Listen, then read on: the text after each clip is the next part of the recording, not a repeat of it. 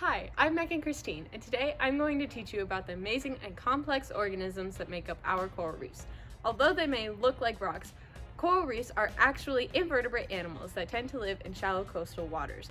There are stony corals and soft corals. However, there are hundreds of categories under these species. These animals get the majority of their food from their microscopic friends living inside. Let's dive in! Corals and single-celled plants known as zooxanthellae live in a mutualistic relationship together, meaning they benefit one another. Zooxanthellae use the process of photosynthesis to turn sunlight into food for the coral. In return, the coral provides a comfy and cozy environment for the zooxanthellae to live.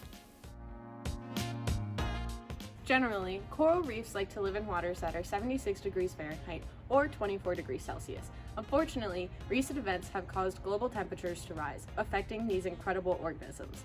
When water temperatures rise, corals can begin to undergo a process called bleaching. Now, what does that look like? Let's find out. The coral and the zooxanthellae living inside essentially go through a very bad breakup.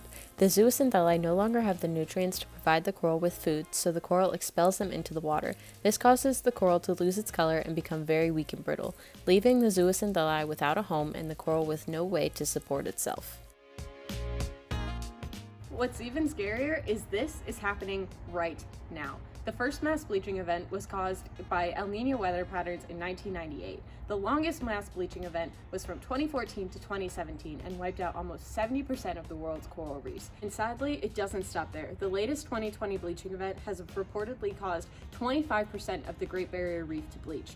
And I know what you may be thinking. Why is it so important? Why should we care? These complex animals cover about 235,000 square miles, or about 0.5% of the ocean's surface. Across the world, corals provide homes for 25% of marine life. They have the highest biodiversity of any marine ecosystem and provide tons of oxygen that sustain human life. Corals also provide a natural barrier to coastal cities against waves and tropical storms. Not to mention, they provide hundreds of economic opportunities.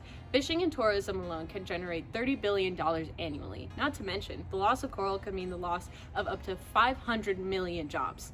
So how can you help? The trick is to start small. Start introducing sustainable habits into your life and share them with your friends and family. Advocate for change in your community.